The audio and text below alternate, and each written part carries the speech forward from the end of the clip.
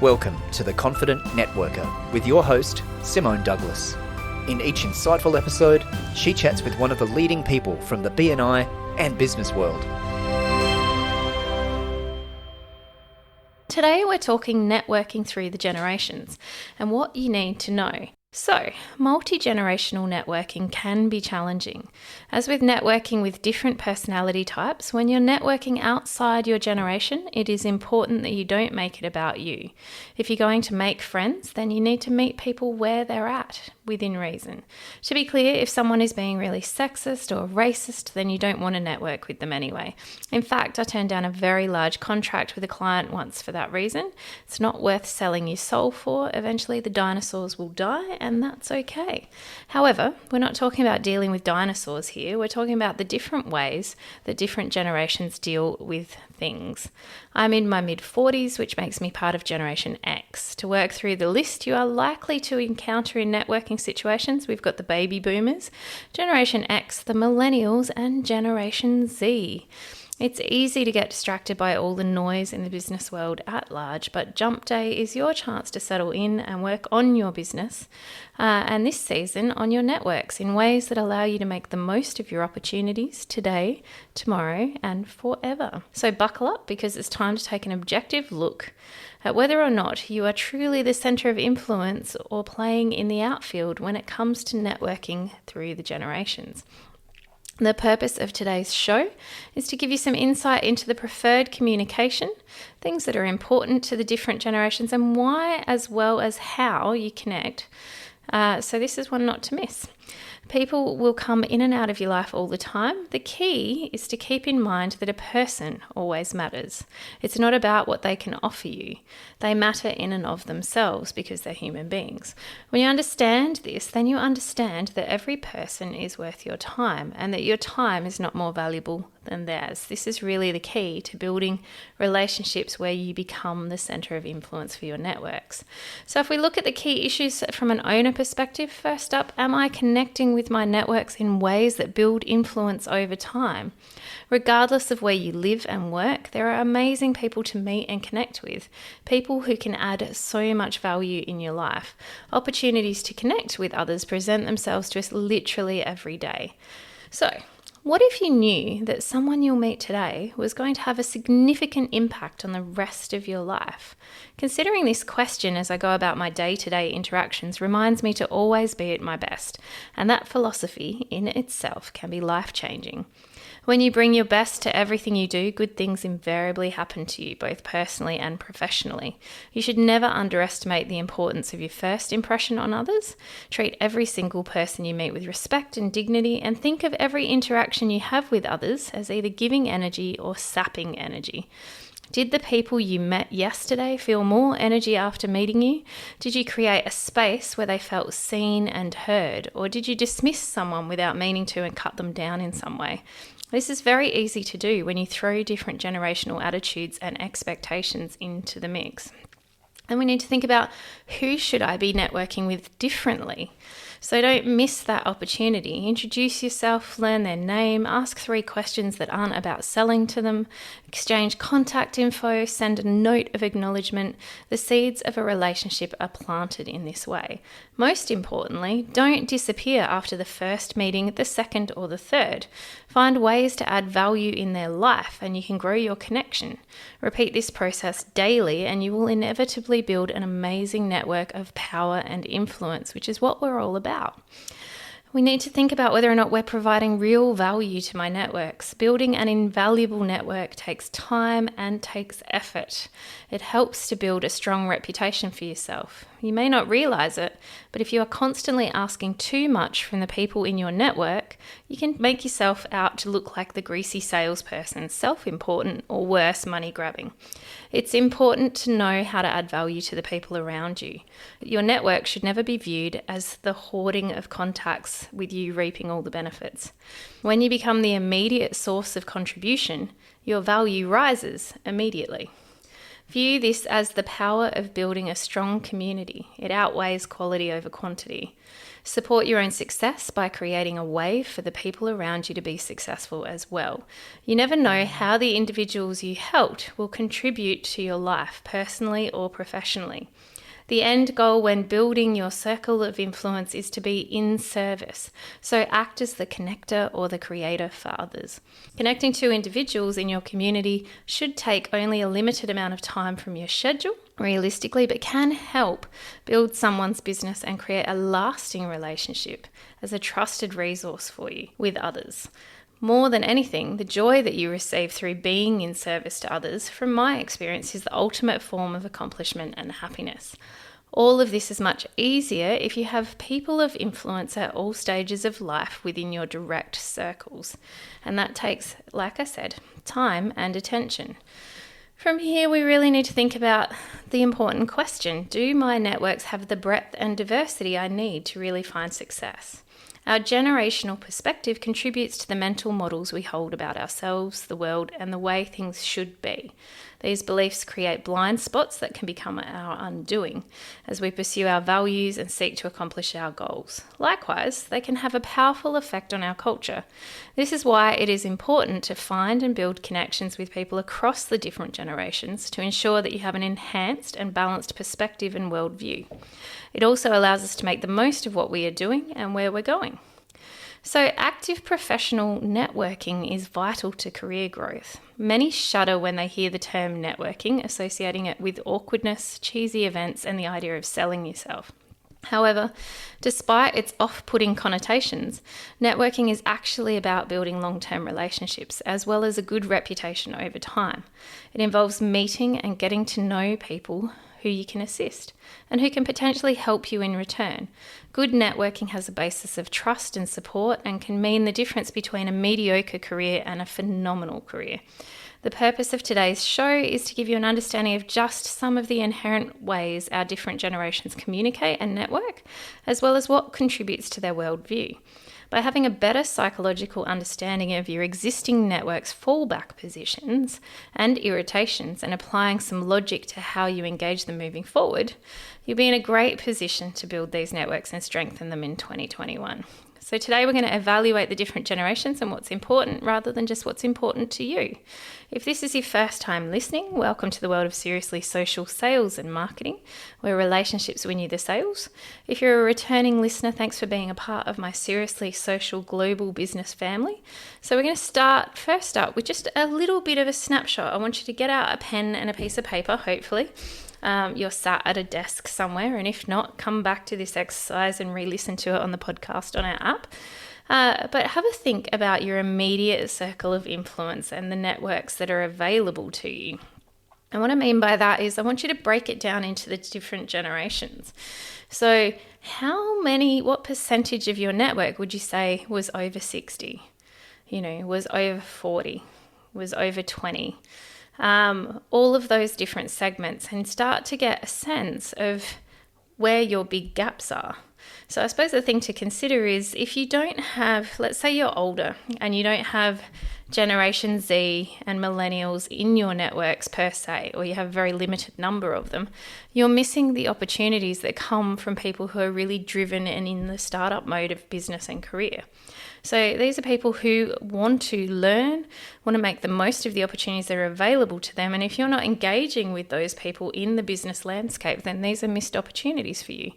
By proxy, if you're sitting in the millennial or Gen Z generation and you don't have X's and boomers in your networks, or don't have a reasonable amount of them or the opportunity to network with them, you're missing out on the same opportunities in a different way.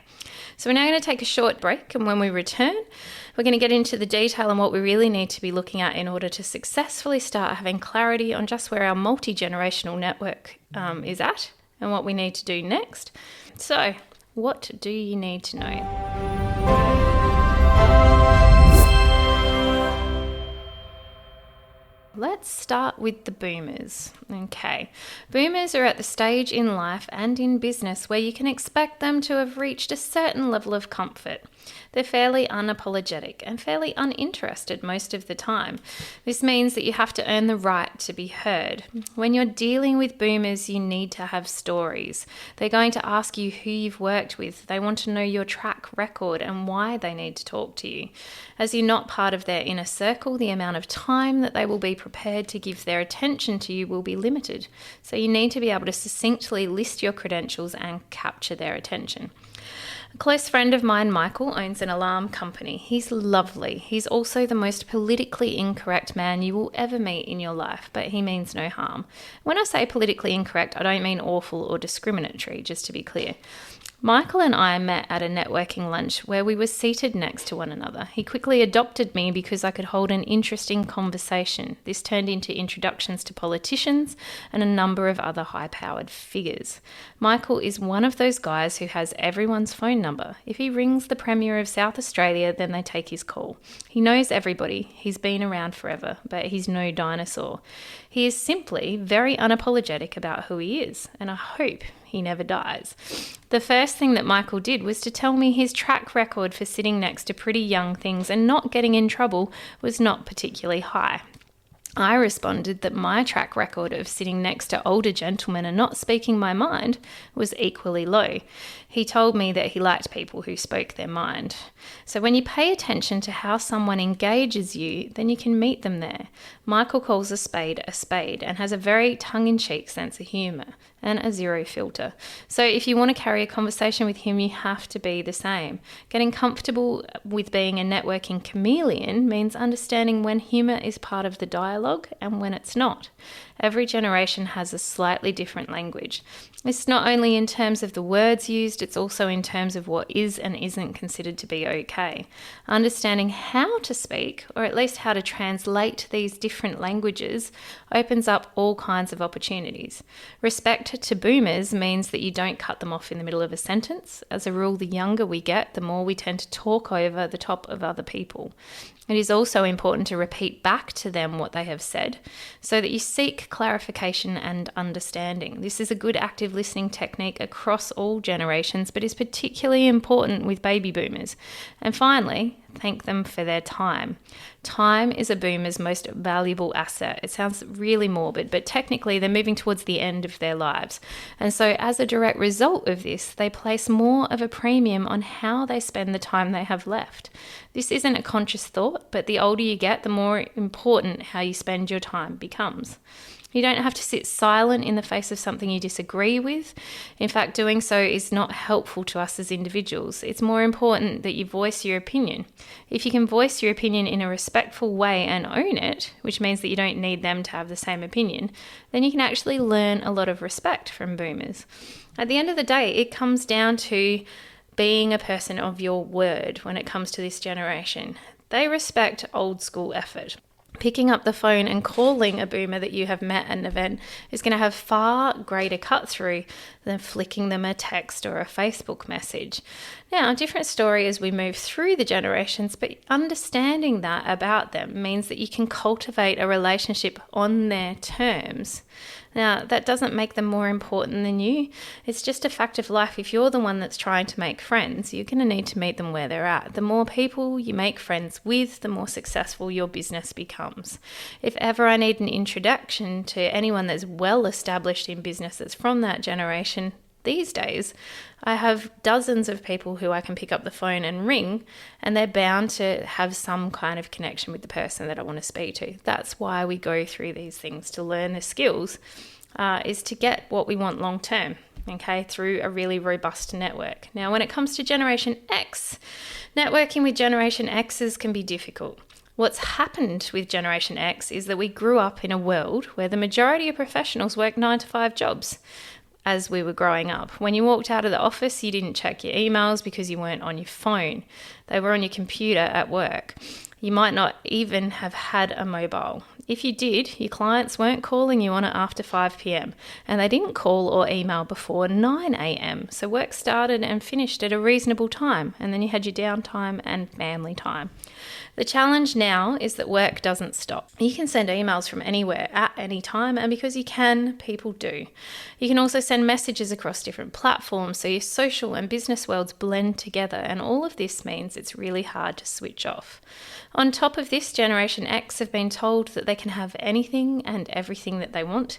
Gen X are told they can have a balanced family life, be the perfect parents, be well read, have perfect children, be successful in business, be beautifully groomed, and go to the gym several times a week so that we are all perfectly toned. So, in a nutshell, Gen Xers are stressed. They're in overwhelm. When you meet them at a networking event, it might be the third event they have attended that week. This means you need to connect with them in a way that mitigates some of that stress. When you're networking with Gen Xers, it's about being real. They want to have authentic conversations about things that matter to them. Depending on the personality type, that topic of conversation will be different, but it always needs to be real. The easiest way to talk to Gen Xers is to talk about challenges, not problems. Problems take you into dangerous territory because they open the doors to negativity. On the other hand, by asking what the biggest challenges are that they currently face in their business and exploring how you can help, you can make a genuine connection. A lot of Gen Xers are trying to be good corporate citizens and human citizens, so talking about what they're doing outside of work is always a good way of building the foundations of a relationship. Authentic is the word of this generation. Even so, you can pretty much split the generation right down the middle between those who are authentic and those who sell hard in a way that they began doing in the 1980s and which they've never moved on from. Those people are slick, their game is smooth, which is the opposite of authentic. They will ask you textbook questions, they've read all the books, all the articles, and all the blogs. Rather than talking to you about what your challenges are, they will look for weak spots that they can then fix. With baby boomers, you're in or you're out. If you can hold your own at a networking event, then you're in.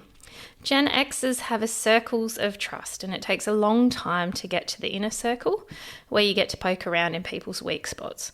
With Gen Xers, if you've just met someone at a networking event, then you are going to be on the outside of all of those circles of trust. If you can hold your own, then congratulations. You may move on to the next circle. However, you still have a long way to go. Gen Xers are a lot more distrustful than the baby boomers that came before us. The internet hadn't got to them in the same way. For Gen Xers, you need to prove whether you're real or whether you're fake news. Then we move on to the millennials. The criticism often levelled at millennials is that they have an overwhelming sense of entitlement. And the truth is that everybody does. It's just that we're more comfortable with our sense of entitlement than the way millennials choose to communicate theirs. Some millennials are already business leaders because the internet has enabled people to start and grow businesses much more rapidly today than they were able to 20 years ago. If you can't speak to millennials and engage them in a way that builds the relationship, then you're in trouble. Unless you're incredibly rich and about to retire, in which case congratulations to you, and you probably don't need to be listening to this show. For everybody else, understanding how to communicate and build relationships with millennials is crucial to your success. So, aside for the millennials already business leaders, millennials are also your employees or creating startups that are going to go somewhere and achieve things. No matter which bucket they fall into, millennials have their own networks, and so they matter to your business. They care about things differently and prioritise things differently from the generations that came before them. They do have similarities to those preceding generations in that there is the same divide between the slick burn and churn operators who just want to get what they want, and those who are looking to form relationships and build networks. So you still need to make those assessments. But once you've weeded out the slick operators, millennials are interested in whether or not you're a good human being. They're attracted to success. They want to ask you questions and they want to be mentored, which is fair enough. We were all mentored at some stage and we can easily forget that. So if you think about it, when you're networking with millennials, it is good to take a mentoring approach without being condescending. This is the other mistake people make. As a member of an older generation, it's easy to come across as arrogant when you're speaking to someone from a younger generation. This happens because when people talk about what they've done and what they've achieved without talking about the backstory of pain that went along with it, you're cutting out half the story. So if you're talking to millennials, the level of your current success is not nearly as interesting to them as how you got to where you are. Millennials who are business owners and who've taken that leap of faith are excited and colourful. They need to be encouraged. You can provide that encouragement by telling them the stories of your peaks and troughs and explaining how you got out of the troughs. Every business has cyclical pain, and it's never fun when you're at the bottom of that cycle. However, if you're still in business, then it means you found a way to get out of it. So tell them the stories about how you ate the frogs. Talk to millennial business owners about things that are relevant to them, such as how finding the right people to hire can be really difficult for a new company. Tell them something that you were told. Pass on the wisdom down the line. Tell them that no one is ever truly ready and you just need to leap. Tell them to hire slowly and fire fast. Tell them all the cliches that are so familiar to you but will probably be new to them. Above all, talk to them about their dreams. Millennials want to talk about their dreams. They don't want to talk about goals. Often you'll find their businesses have some kind of social impact, so ask them about that and learn their vernacular. So we're going to take a very short break before we come back to talking about Generation Z. We'll get back to business after a very short break.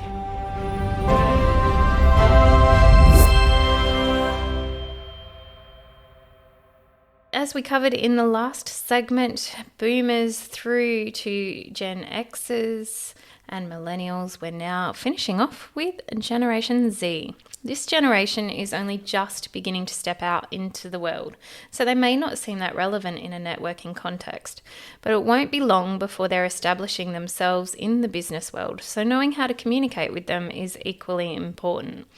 The challenge we have with Generation Z is that they have grown up on smartphones, so although it is a gross generalization, there is some truth in saying that their social skills are not particularly honed in the way that we understand social skills from an older generation's perspective. They have their own set of social skills that they can apply within their generation, but in terms of communicating outside their generation, it can present challenges on both sides. For example, Generation Z won't answer their phone to you just because they can see you're calling them. They'll wait for you to send a message or leave a text, and then they'll text you back. But they won't necessarily speak to you on the phone, which can be quite challenging if you're the generation that likes to do things face-to-face, one-on-one, and over the phone. In a face-to-face networking environment, they are still enthusiastic in the same way millennials are. However, the trick with Generation Z is to make them feel comfortable. Ask them good questions and let them feel like they're involved. Spotlight them a little bit, but don't keep the spotlight on them in a group environment for too long. Let them be seen and heard, but then move on and let them absorb the conversation that's happening around them. If you're looking at building that relationship, then take the time to flick them a text, an email, or a LinkedIn message. Let them know that it was a pleasure to meet them and tell them that you particularly liked a comment they made or something along those lines. It's really important, again, that you acknowledge that they're as important as everybody else that was in the room, okay? By doing this, you make them feel important. We all like external validation, particularly from people whose opinions we value. Generation Z and the millennials do communicate in a different way to Generation X and the baby boomers. They will show you something on their phone that they like that is representative of them, whether it's a video, a post, or a meme. It can feel quite strange to have someone bring their phone into a conversation if you're not used to it. This is because it feels as though they're not engaging, but they are. It's just a different way of engaging. Gen Z also don't necessarily expect a response to their communication beyond an LOL or a thumbs up. To a Gen Xer or a boomer, this can seem rude. Where's the reply? But to the younger generations, if they know you've seen their message and maybe acknowledged it, that's enough. After all, Facebook tells everyone when a message has been read anyway. If they do reply to your messages, then the replies can often be quite brief. Whereas Generation X and baby boomers will tend to go into more detail, the younger generations will often only write a few words. They're not really looking for a conversation. They don't really believe in superfluous communication. On the other hand, they're still learning about how to edit their thoughts. Knowing how to deliver a considered response is a skill that needs to be taught. The internet is not really the place to learn this skill, and it's not taught in school. So So as an employer, it's important that we pass this knowledge on to our staff members as we're bringing them into the networking environment. They need to know the impact of opening their mouth and saying exactly what they think. The impact of this is to make the other person feel shut down sometimes. This in turn will mean that the person that they shut down no longer wants to engage with them, so it doesn't warm the relationship up. So this is just something to really be aware of when you're working with these generations. So what is it that we actually need to do? I suppose we need to start by asking ourselves the question, where do I need to adapt and change my communication style now? So evaluate how you engage with your networks across the generations and maintain that contact. Start to look vertically at your networks. For example, consider the age, experience, and institutional longevity that exist and who exerts influence where. Take the time to collect some concrete data about the needs of the people within your networks now and in the future. For example, get facts about potential knowledge loss from retirement, skill sets in younger members, and key motivators of those in a position to advance in and enter organisations of relevance. Pay attention to generational diversity issues so you can address the biases and create credible opportunities to overcome these and to learn. For example, make sure that you connect the information about what matters to your wider networks to the organisational goals of your business for the future, and address the skill sets needed within your business in training and development programs to ensure that your sales teams can network effectively. Encourage intergenerational relationships by creating opportunities for project collaboration, focused conversation, and mentoring. Consider taking time to identify areas of strength, challenge, and compatibility. For example, implement a valid mentoring program in recognition that it takes leaders to develop leaders. This might mean creating a program to train mentors first. It can be informal or formal, but some of the best learning experiences that I've had that have formed the most solid relationships have been when I have happily given of my time to people younger or older than me in a way that offers real value.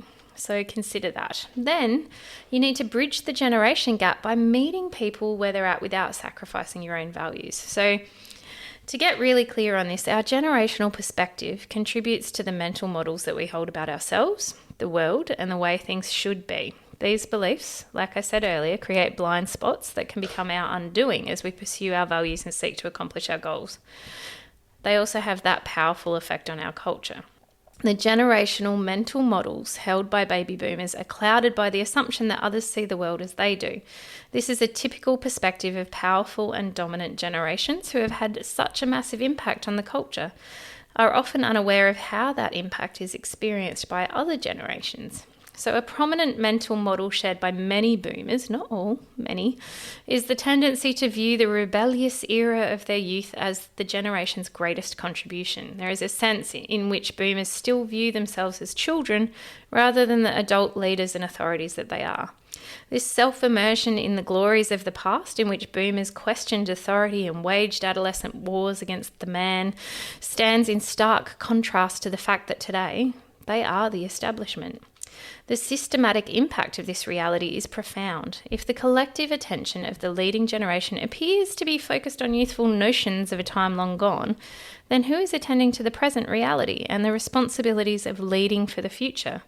Certainly some individuals are doing so, but at the macro level, from the perspective of a younger and older generations looking on. Boomers have all the positional and cultural power to affect change for the future. Yeah, as a generation, overall, they appear fixated on preserving their youth, focused on competitive one-upmanship mired in intractable positions, and inattentive to what is required for long-term sustainability. So such a perspective has really eroded the trust, respect, and confidence in boomer leadership, for argument's sake, and colours the mental models of younger generations. So this isn't about the single person that you meet, this is the generation as a whole. It's important to understand that you shouldn't tar all boomers with the same psychedelic brush. The mental models held by X generation are clouded by distrust and pessimism. As a less dominant and younger generation, they're naturally attuned to hypocrisy and use any evidence of it to justify their cynicism and detachment. So being disconnected from their own collective power, a mental model common to many X's is the perception of themselves as loners who are on their own and have little in common with those outside their intimate circles. As a result, most X's see no point in activism and the spurring of institutional change. Rather, they prefer private solutions to public issues and seek to improve the quality of life within their own small sphere of influence. So just understand that everyone has their own generational bias, and the more that you understand what those biases are, the better you can work within them. You also need to interrogate your network's diversity and identify how you can start filling the gaps. So Pew's research breakdown of the generations from largest to smallest workforce segments says that millennials, or Gen Ys, born through 1981 to 96, make up 35% of the workforce. The oldest members of this cohort turned 39 recently. Gen X, born 1965 through to 1980, accounts for 33% of the workforce. So millennials and Gen X have the lion's share. Then we move to baby boomers, who represent 25% of the workforce, the oldest of which turns 74. And then finally, Gen Z. Gen Z are only accounting for 5% of the workforce right now, with the oldest turning 23 this year. So just how many people do you have in each of these cohorts, and how often do you create opportunities for them to mingle with each other? Understanding that a robust network has all of these cohorts, and you can access all of them when required. Then we need to keep climbing the mountain and documenting different ways to create those one-on-one opportunities. Work on understanding the four main generations in contemporary workplaces and networks. Use this as a tool for understanding differences in how people think and act in professional situations and at networking events. Ensure your communication is effective for and respectful towards everyone from a generational perspective. Remember to be clear about when and how you value everyone's contribution, and identify where you can help each generation recognize what others contribute and build trust and respect between members of your network in spite of their differences. So in doing all of these things, you can then actually build that robust network. The mistake older generations often make when networking with millennials, for argument's sake, is to assume they don't have anything to offer. But you'll learn something from every conversation you ever have. Everyone has something to offer. I know some great young startup business owners who I met 4 or 5 years ago, and they're now wheeling and dealing on the global stage with connections I would give my right arm for. I also know some semi-retired business owners who have been key contributors to my success. So because I took the time to build relationships with them, when I invite them to a lunch, they're happy to come. And if they have one of their high-flying clients in town, then they're happy to bring them along too. You don't know where the relationships are going, so you need to nurture them all. So we're now going to take a short 2-minute break, and when we return, we'll finish by going through why you bother with any of this and the impact it has on the long game of business and life.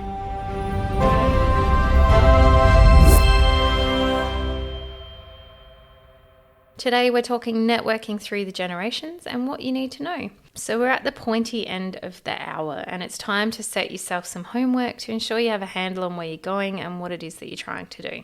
We've covered off today on the realities of multi-generational networking, the different generations' bias, and to a degree their preferences. But now it's time to evaluate all of it with a bit more of a personal focus. And what I mean by that is you need to spend some time actually asking yourself, am I the glue in my networks, or am I the flaky bits on the outside? So one of the challenges I think that we often have in business and in life is that we have competing demands all of the time. And those competing demands sometimes mean that we default to efficient rather than effective. So efficient rather than effective looks a little bit like this. I had an email this morning from a business contact who was following up on something that they wanted to know, and they are a millennial. And so it was very brief. There was very little detail. It was quite curt and vastly open to interpretation. So that was efficient. They'd ticked the box. They'd sent off the things. It wasn't particularly effective because I read it and had to apply context myself. And as a Gen Xer, that context may not have been the context that the person sending it actually wanted me to apply. So this is a really good example of, defaulting to your preferred communication style. So if my preferred communication style is to have a conversation on the phone when it's a difficult conversation, then, the smart people that know me will pick up the phone. Likewise, though, understanding that this person that sent me the email, their default communication style is email. In fact, I think I've only ever spoken to them on the phone twice in the 8 years that I've known them. So I just sent them an email back, as simple and as equally bullet point as the one that they sent me. But, sometimes you need to pick up the phone. Also, what I want you to do is have a think. I know it's the start of the year, so we're really only just getting back into networking. All of my B&I chapters are back this week, having their meetings and starting their structured networking in earnest for 2021. But have a think about the people that you've met. It's the 20th of January. So in the last 3 weeks since January, how many people have you met? Not necessarily for a business meeting. Maybe you met them at a barbecue. Maybe you met them at a Christmas lunch. When you met them, what was your plan for follow-up? If you categorize them into the different generations, where did they fall? And have you found them on LinkedIn? Have you sent them an email or rung them and asked for an opportunity to reconnect with them? One of the things that I did that worked best for me very early on, so I'm going back maybe, it'd have to be 8 years ago now. So I would have been early 30s back then. And I met this gentleman, Mark Colhoun, who's a mover and shaker in the South Australian business scene, a bit like my friend Michael. He knows everybody. And he used to host all of these lunches, but I actually saw him speak at somebody else's lunch that I'd attended. And he talked about the fact that, in life, it's the people that put in the effort that really stand out. That, the people who pick up the phone and make a phone call are always going to get his time. And I took note of that and was really impressed by the other things that he was saying at the time. And so I rang him. I, did some Googling. I found his phone number and I called him and I said, Mark, I was really impressed by what it was that you had to say about putting in the effort to build relationships. And I'm wondering, you also said that you never lunch alone. Can I take you for lunch?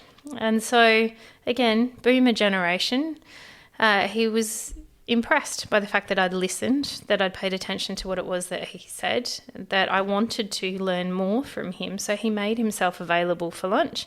And that lunch turned into me getting invited to a number of his events. Current leaders meet future leaders. He introduced me to a lot of his business connections and a host of other things that I've been able to do with him. And that was my first kind of eye-opener when it came to actually building relationships over time. Now, I've taken what I learned from him and I've adapted it to my own way of doing things, as you do. But that means now that I host a Not a Boardroom lunch every month. I host a dinner for the driven every month. And I have a really simple rule that I try to never lunch alone. So I'm always available, always happy to make myself available to catch up with people. I've got to eat lunch anyway. And in fact, by having a lunch meeting with someone, it means that I actually stop and eat, because with 3 businesses, I don't know about you guys, but it gets busy. And so we need to make the most of those things. So when you're thinking about how you network, ask yourself the question, where have you set time in your diary to put in the effort? So, I have networking follow-up time set in my diary. So it means that I can send off that quick email or message to say thank you. If you are that person and you're connecting on LinkedIn with someone because you met them at an event, when you send that connection request, actually put some effort into the message and say, I was really interested in what you were saying about topic X, Y, or Z. I'd be keen to catch up and just get to know each other better or further. Business networking is really no different to dating in a lot of respects. Okay, so over time, you have to earn your stripes. So that takes effort. You need to show up regularly. The other thing that you need to consider is, where have I lost touch with networks that I should have maintained? And this is often the case. As we grow and discover things in business, and we change where we sit in the playing field, sometimes we let networks that were really powerful for us once fall away. And what we're also doing is letting the opportunities that those networks provided fall away. Because you never know who knows who they've met on the journey along the way through. If you've lost touch with someone in the last 4 years, or you've burnt a bridge, if you rebuild that bridge, it's always interesting where the referrals come from. I have a great example of this as a woman who did some coaching with me, 4 or 5 years ago on social media marketing. She did a whole program. She's working for a construction company at the time. And then she went out on her own, consulting as a marketer. So, in theory, direct competition or competition of a sort. And so we kind of lost touch. She, declined a number of invitations. I stopped inviting her, one of those kinds of things. But we were still connected on Facebook and on LinkedIn, other places. And I saw that she'd landed a new job. So now she's working full time. So, consulting isn't for everybody, let's be honest. So she's now working full time for a major company in construction again, a different type of company. And she messaged me the other day asking me a really simple question. It's like, what kind of lights do I need to set up for, filming and having a digital marketing agency? I sent her the link to the ones I bought from Amazon. And she goes, "Oh, thanks so much for that. We really need to catch up for a glass of wine." And I said, "Absolutely, we do." And then off the back of that, she goes, "Oh, by the way, yourself or Tamara is going to get a call from this company. I've referred them to you. They need X, Y, and Z." And that's how relationships work. You don't know which person is going to be able to generate your next piece of business. So you don't build the relationships in order to generate that business necessarily. That's the happy byproduct of being a good networker.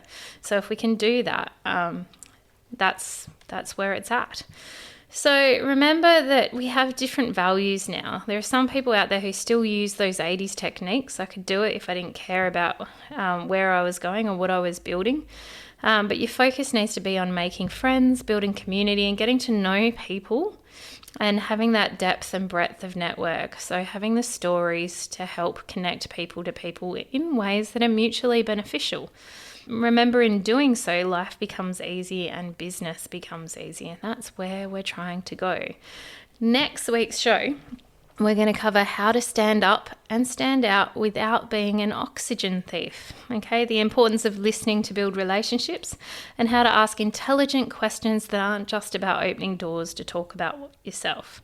So we'll be covering off on all of that in a way that allows you to have a high degree of emotional intelligence. Now, this is particularly important in sales and relationship-based selling. So if you have a sales team, I recommend that you make sure that you let them know this show will be on and that's what the topic is. It probably wouldn't hurt them. It's all about building networks that help you achieve those business goals. So in supporting your team members and your sales team, anyone that's customer facing, to understand how to listen effectively and how to communicate effectively with those generations, it's absolutely going to aid your client retention. So having a good brand reputation, personal brand, is equally important. And this is why we're building the skills that we're building this season. Thank you for listening to The Confident Networker. You can find more episodes and information at bnian.com.au/podcast.